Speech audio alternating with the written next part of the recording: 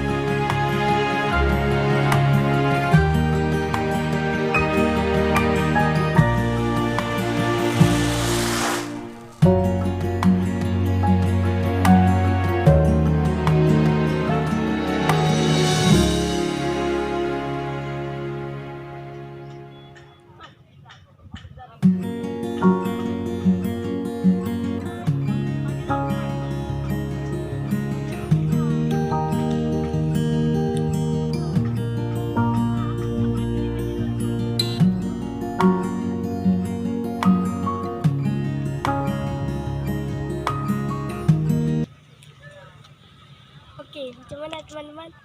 Indah kan? Okey, jangan lupa di vote ya. Bye.